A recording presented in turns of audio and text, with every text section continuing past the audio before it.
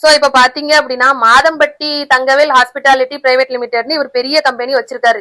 யாரு? நம்ம மாதம்பட்டி ரங்கராஜ். 2010லயே இருக்கு. ஒரு 2-3 பேர் இவங்க அப்பா அண்ணன் தம்பி எல்லாரும் இதுல டைரக்டரா இருக்காங்க.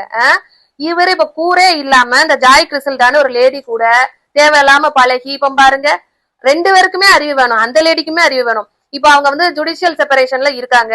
சோ அப்ப வந்து இந்த மாதிரி போட்டோஸ் வீடியோஸ் எல்லாம் நம்ம வெளியிடலாமான்னு அதுக்கு ஒரு அறிவு வேணும். சோ இப்ப பாருங்க 2 பேருமே சிக்கல்ல மாட்டிருக்காங்க. இப்படிதான் பெரிய பெரிய சாம்ராஜ்யத்துல உள்ளவங்களே சாம்ராஜ்யத்தை அழிச்சிட்டு போயிருக்காங்க இந்த மாதிரி ஃபீல்டுல. சோ அதனால 2 பேருக்குமே அறிவு இருந்திருக்கணும்.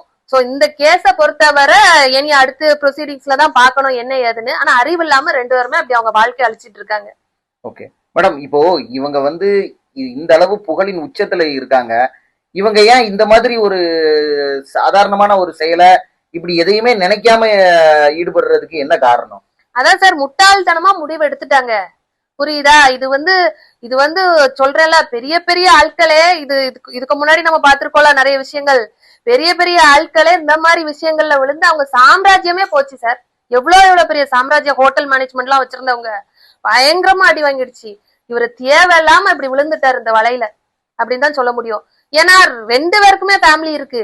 2யும் இப்படி இது பண்ணிட்டு வச்சுக்கிட்டு ப்ராப்பரா டிவோர்ஸ் வாங்கிட்டு நீங்க கல்யாணம் பண்ணிருந்தா எல்லாரும் ஆகா ஓகோன்னு வாழ்த்திருப்பாங்க. சோ அது மட்டும் இல்ல, 2வது கல்யாணம் நாங்க பண்ணிட்டோம்னு சொல்றதுல அது வந்து ஒரு கிரைம் தான். Bigamy it's a crime. So அதனால இதுக்கு உண்டான பனிஷ்மெண்ட் வந்து 2 பேருக்குமே கிடைக்க வாய்ப்புகள் இருக்கு.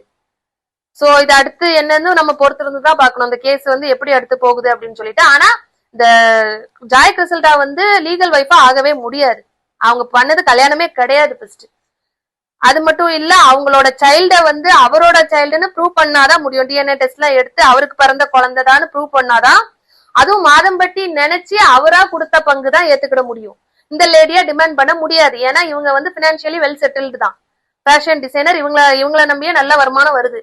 சோ கோர்ட்ல அதெல்லாம் பாப்பாங்க, எல்லா பேக்ரவுண்டும் பார்த்து எடுத்துதான் தீர்ப்பு கொடுப்பாங்க இதுக்கு. ஓகே.